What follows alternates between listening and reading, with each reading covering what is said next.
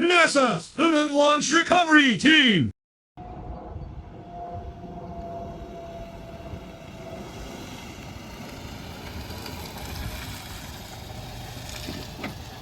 Hey, you worked at the NASA Student Launch Project, right? Yeah, Can you tell me a little bit about it? sure.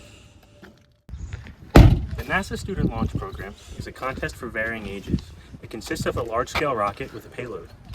The overall rocket team is split into three groups: the vehicle team, which is in charge of motor and the outer shell, the payload team, which is in charge of our camera design, and the recovery team, which is in charge of parachutes, altimeters, and a GPS system. All three teams create a large-scale rocket, which is much more complex than something like this.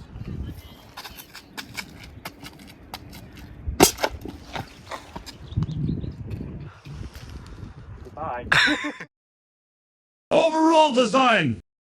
The recovery team is responsible for a safe landing and tracking of the rocket while collecting flight data. The overall recovery system consists of two avionic bays. The first avionic bay is the altimeter bay, which consists of the barometric pressure sensor, which tracks the altitude of the rocket using the differences in air pressure. Also includes the parachutes, which is used to descend the rocket slowly. It also has black powder, which is used to ignite and break the shear pins holding the rocket together to deploy these parachutes. For the GPS bay, it consists of a GPS module, which tracks the rocket's location using the satellites. And also consists of the transceiver, which sends the latitude and longitude coordinates back to the ground station, where we can track where the rocket is at all times. Constraints! NASA provided us with constraints in which we could base our design on. Upon landing, each component of our rocket was to experience a maximum kinetic energy of 75 foot-pounds per second. The rocket also had to land within 2,500 feet from the launch point and descend within 90 seconds at all wind speeds. We used this to calculate the size of our parachutes, which became 12 inches for our drogue and 72 inches for our main parachute. The vehicle team also provided us with volume constraints in which we calculated the required black powder to eject the parachutes. The ejection charges are shot off with E-matches that go off from our programmed altimeters. The altimeters are programmed at apogee and 650 feet. There are two altimeters within the rocket, the main and a backup in the event that the main does not work.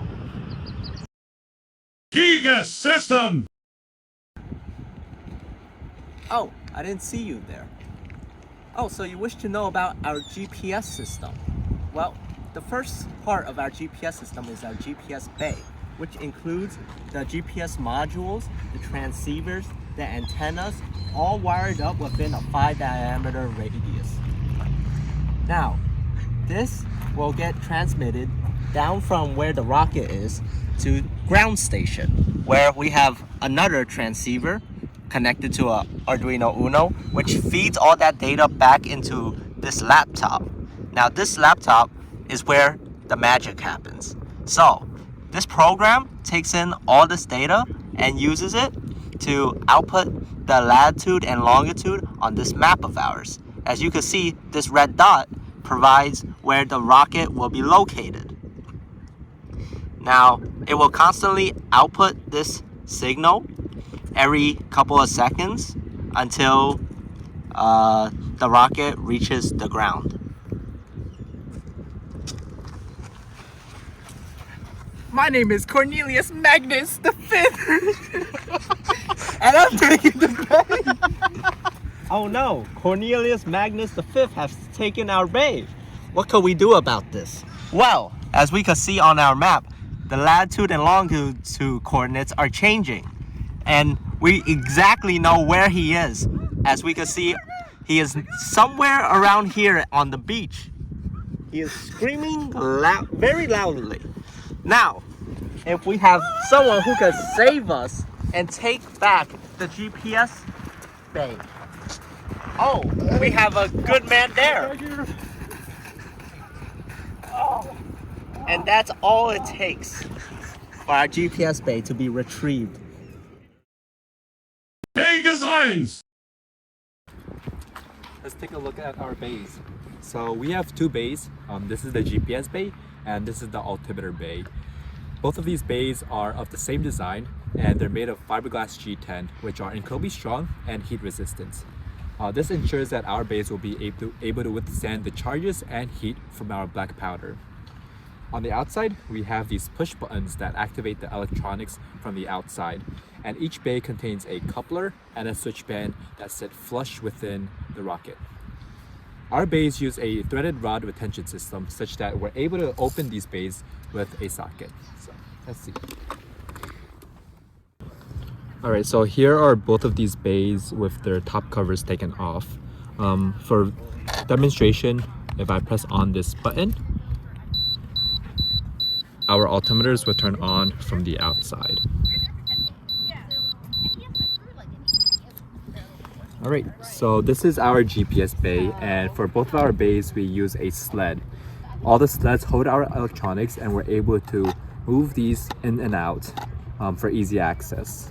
So I'll be able to take it out like this.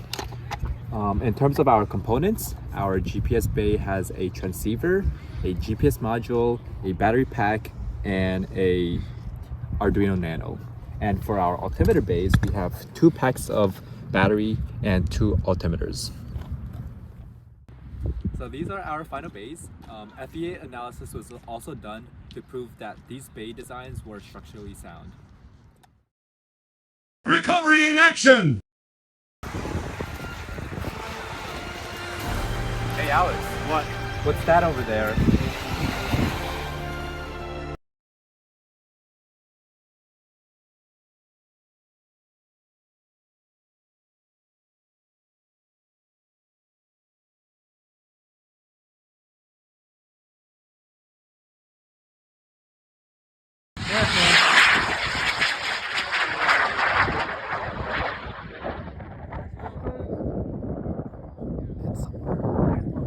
It's up there. Mark it over.